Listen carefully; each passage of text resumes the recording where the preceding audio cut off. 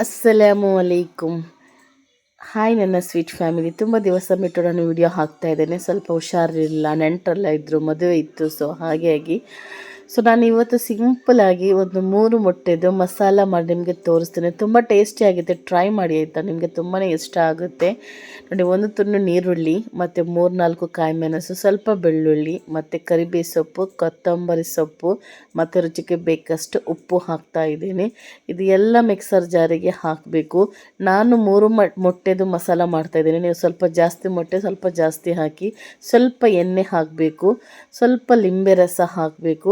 ಆಮೇಲೆ ದರ್ದರ ಅಂತ ರುಬ್ಕೊಳ್ಬೇಕು, ತುಂಬ ಸಣ್ಣಾಗಿ ರುಬ್ಕೊಳ್ಬೇಡಿ.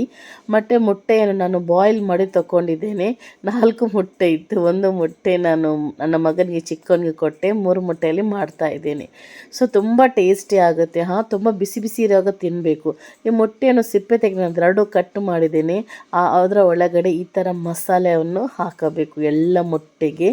ಮತ್ತೊಂದು ಮೊಟ್ಟೆಯನ್ನು ಅದನ್ನು ಮುಚ್ಚಬೇಕು. ಈ ಥರ ಮುಚ್ಚಿ ಕೊಟ್ಟರೂ ಆಗುತ್ತೆ. ನೆಂಟರೆಲ್ಲ ಬಂದರೆ ಈ ಥರ ಒಳಗಡೆ ಟೂತ್ ಪಿಕ್ಕನ್ನು ಹಾಕಿ, ಯಾಕಂದರೆ ಅದು ಒಟ್ಟು ಜಾಯಿಂಟ್ ಆಗಿರುತ್ತೆ.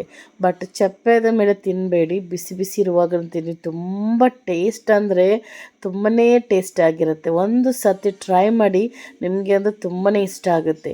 ಮತ್ತು ಈಗ ಮಳೆ ಸಹ ಬರ್ತಾ ಇದೆ. ಈ ಮಳೆಗಾಲಕ್ಕಂತೂ ಹೇಳೋದೇ ಬೇಡ. ಮಳೆ ಬರುವಾಗ ಬಿಸಿ ಬಿಸಿ ಈ ಥರ ಮೊಟ್ಟೆ ಮಸಾಲ ಇದ್ದರೆ ಸಾಕು. ತುಂಬ ಟ್ರೈ ಮಾಡಿ, ಆಮೇಲೆ ಕಮೆಂಟ್ ಮಾಡಿ ತಿಳಿಸಿ. ತುಂಬ ಸಿಂಪಲ್ ರೆಸಿಪಿ, ಎಷ್ಟೊಂದು ಟೇಸ್ಟಿ ಅಂದರೆ ತುಂಬ ಟೇಸ್ಟಿ ಆಗುತ್ತೆ. ಅದ ನಂತರ ಮಸಾಲ ಸಹ ತುಂಬ ಸಿಂಪಲ್ ಆಗಿದೆ. 5 ನಿಮಿಷದಲ್ಲಿ ನಿಮಗೆ ಈ ರೆಸಿಪಿ ರೆಡಿ ಆಗುತ್ತೆ. ಎಲ್ಲವನ್ನು ಇದೇ ಥರ ಮಾಡಿಕೊಂಡು ಆಮೇಲೆ ನಾವು ತಿನ್ನೋದು. ವಾ ವಾ ವಾ ವಾ, ಅದು ನಿಮಗೆ 1 ಮೊಟ್ಟೆ ಸಾಕಾಗಲ್ಲ, 10 ಮೊಟ್ಟೆ ಇದ್ರೂ ಸಾಕಾಗಲ್ಲ, ಅಷ್ಟೊಂದು ಟೇಸ್ಟಿ ಆಗುತ್ತೆ. ಈ ಥರ ನಾನು ಮಾಡಿ ಆಮೇಲೆ ತಿನ್ನಲಿಕ್ಕೆ ಕೊಡಬೇಕು. ನೆಂಟರೆಲ್ಲ ಬಂದರೆ ಟೂತ್ ಪಿಕ್ ಹಾಕಿ, ಮನೆಯಲ್ಲೆಲ್ಲ ಟೂತ್ ಪಿಕ್ ಬೇಕಂತ ಇಲ್ಲ, ಈ ಥರ ಫೋಲ್ಡ್ ಮಾಡಿ ಕೊಟ್ಟರೆ ಸಾಕು.